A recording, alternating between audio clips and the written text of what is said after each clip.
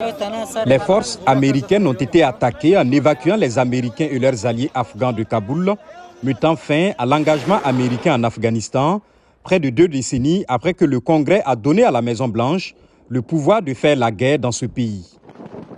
Ces autorisations ont aussi couvert le conflit en Irak, puis se sont étendues à des engagements en Syrie, au Yémen, en passant par la frappe contre le général irakien Qassem Soleimani.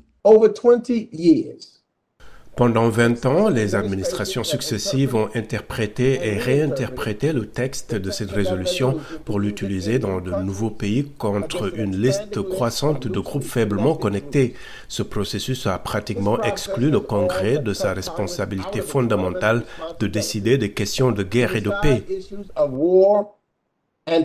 En vertu de la Constitution américaine, le Congrès a le pouvoir de déclarer la guerre, mais les autorisations d'utilisation de la force militaire de 2001 et 2002 ont donné au président américain de larges pouvoirs pour s'engager à l'étranger.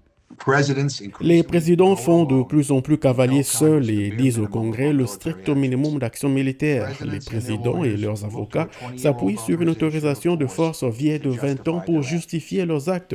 Si nous ne faisons rien, nous ne devrions pas être surpris par le résultat. Plus tôt cette année, avant l'évacuation de Kaboul, la Maison-Blanche a indiqué qu'elle est disposée à travailler avec le Congrès pour abroger ces autorisations en faveur d'un cadre plus étroit.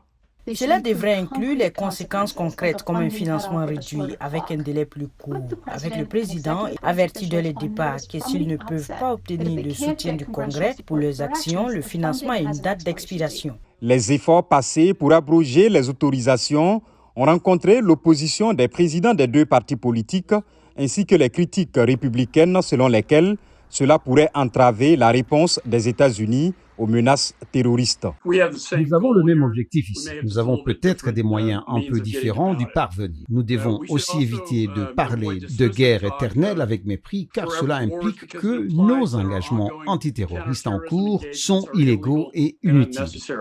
En tant que sénateur, Biden a œuvré pour une plus grande surveillance du Congrès sur les pouvoirs présidentiels de guerre. Maintenant qu'il est à la Maison-Blanche, il y a un sentiment que le Congrès peut réaffirmer son contrôle sur l'une de ses responsabilités les plus importantes. Je considère cela comme une question fondamentale de mise à niveau avec le public américain et de tenir le président ou la présidente responsable de la justification qu'il ou elle propose de fournir.